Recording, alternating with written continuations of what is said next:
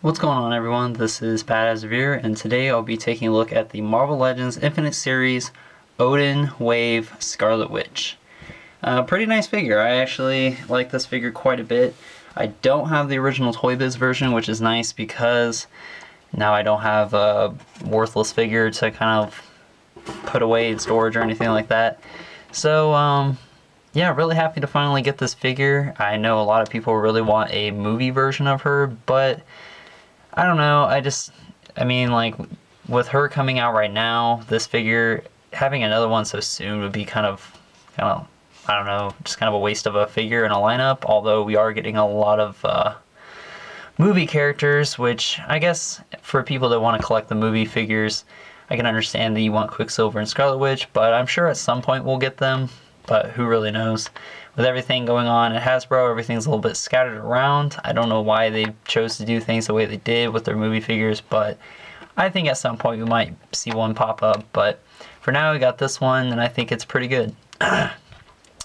In terms of accessories, she comes with two of these little pink circle doodads that are supposed to look like magic effects, which is very nice. And I know that they're gonna give them to Doctor Strange when he comes out, which doesn't bother me too much. I think it's pretty cool. Would have been nice to maybe get like two different kinds of effects, but it works. It works good.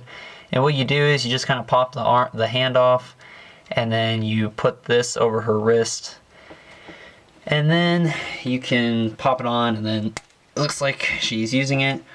I don't necessarily, excuse me, I don't necessarily like popping off the hands though, because I feel like they'll eventually get loose and or break. So, I mean, if you want, you could probably just kind of like slide it on there. I don't think it'll mess up the paint, considering the hands or the forearm here is sculpted red. So it shouldn't really mess up anything on the paint, but it's whatever you want to do. I don't want to take any chances. But in terms of the figure, very nice looking. I really like the head sculpt they got on her. She's very nice looking. If you know the original Toy Biz version, she was pretty butt ugly. This one has taken at least 10 steps forward and actually looks pretty attractive. So, I mean, like in terms of a action figure. But anyways, nice head sculpt. If we can pop that off real quick. I like the hair. The hair is nicely sculpted. It's got some nice shading going on in there. Very nicely detailed. I like the mask. It's not too big, but it's not too small. And it looks very nice. It doesn't look like there's any problems in terms of face. She's got a pretty blank stare there, so looks good. All that's real nice. While we got the head popped off, her cape is a separate piece, which is also very nice because it also has some nice shading going on the red.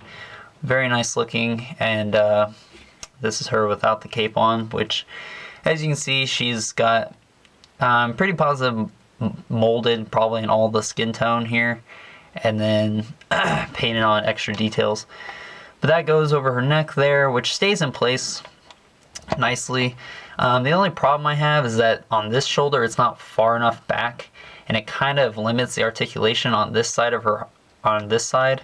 So it kind of keeps her arms from going out and in, which I don't know if maybe her arms are just stiff, which they are kind of stiff, trying to move them on the joint, and they are ratcheted, but it still seems like it kind of gets in the way a little bit, and that's not too terribly bad because you can still get good poses out of her, but I would just prefer that it didn't cover it up.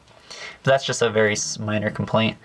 Her lower torso area where the dress is sculpted, so it does have some kind of depth to it. It's not painted on or anything. Very muscular in the abdomen area, which is very nice. I don't know how, she's not fat, but I don't know how muscular she really is, but it is very nice. I want to say this is a new mold for the body too, but I could be wrong, but it does look new to me. So either way, it's very nice looking. It's very slender too, so it fits the character, or it fits the body. The proportions are pretty good. Arms are painted nicely. It doesn't look like the lines are too bad on the sleeves. Come down to her legs. She's got painted pink here. I believe probably the first part of the hip is molded pink, the rest of it's painted, and then the rest of the leg is red. And then we come down. The legs are a little bit loose, at least on the bottom part of the knee. On this one's at the top of the knee, so it's kind of unfortunate.